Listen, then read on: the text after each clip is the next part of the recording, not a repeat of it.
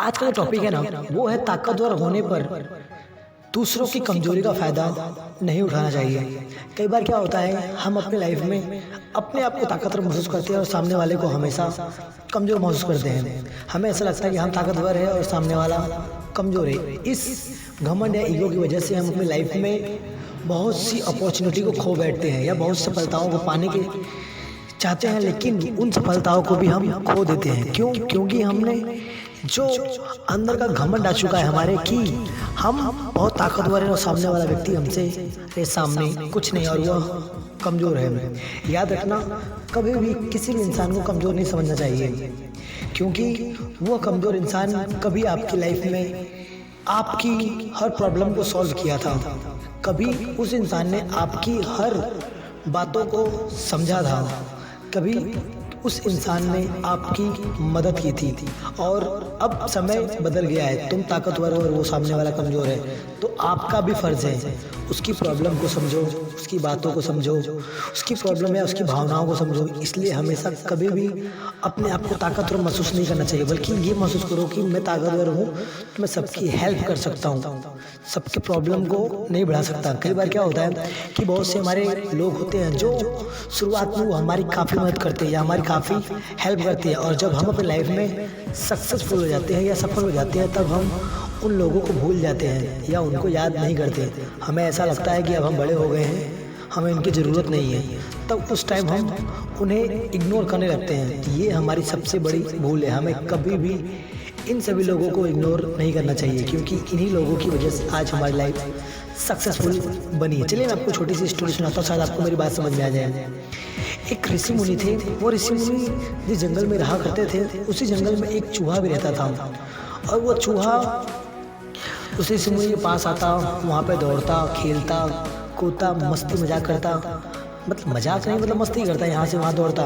और जब ऋषि मुनि अपनी भजन में व्यक्त होते थे या फिर लिप्त होते थे, तब वह चूहा भी शांति से आकर उनकी बाजू में बैठ जाता और वह भी शांति से बैठा रहता। जब तक ऋषि मुनि प्रार्थना या पूजा करते रहते थे, तब तक वह चूहा उनके पास आता और शांति से बैठा रहता। लेकिन उस चूहे की एक प्रॉब्लम थी। वह चूहा जो सांप हुए, चील हुए, पक्षी हुए, इन सभी जानवरों से बहुत डरा करता था। बिल्ली हुई, इन सभी जानवरों से वो काफ़ी डरता था। उसे ऐसा लगता था उसे कि ये मुझे कभी भी हमला कर सकते हैं।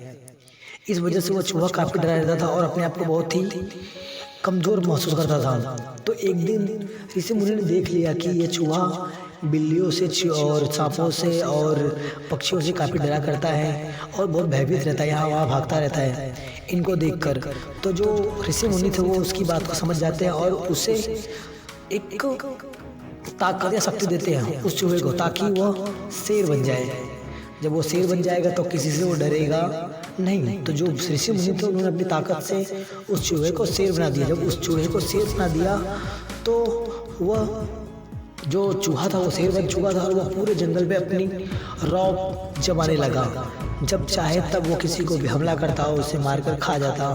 पूरे जंगल में वो किसी से नहीं डरता। क्यों? क्योंकि अब वो शेर है, जंगल का राजा। इस वजह से पूरे जंगल में यहाँ वहाँ से भागता, खाना खाता और वह अब किसी से भी डरता नहीं था। लेकिन जो ऋषि मुनि थे वो उसे शेर नहीं बल्कि चूहा ही समझते थे, क्योंकि उनको पता था कि यह शेर नहीं, यह एक चूहा है जिसे मैंने शेर बनाया है और मैं जब चाहूँ तब इसे चूहा बना सकता हूँ और इसकी लाइफ में वापस ला सकता हूँ। लेकिन एक दिन उस चूहे के मन में जो अंदर की भावना थी वो डगमगा गई, वो हिल गया। उसने सोचा कि अगर मैं ऋषि मुनि को ही मार दूँ तो मुझे कभी चूहा बनना ही नहीं पड़ेगा और मेरी लाइफ भी छूट जाएगी, मैं आसानी से पूरे जंगल में सैर करूँगा। तो हुआ क्या हुआ, एक दिन ऋषि मुनि जहाँ पर पूजा कर रहे थे वहीं पर वो शेर आया और काफ़ी गुस्से में शेर ने ऋषि मुनि पर हमला करने की कोशिश की। लेकिन जो ऋषि मुनि थे उन्होंने देखा और समझ लिए कि यह मुझ पर हमला करने आया है और मुझे नुकसान पहुँचाना चाहता है। तो ऋषि मुनि ने तुरंत उस शेर को वापस चूहा बना दिया अपनी ताकत से, और जो शेर था वह चूहा बन गया। तो ऐसे ही हमारी लाइफ में भी है।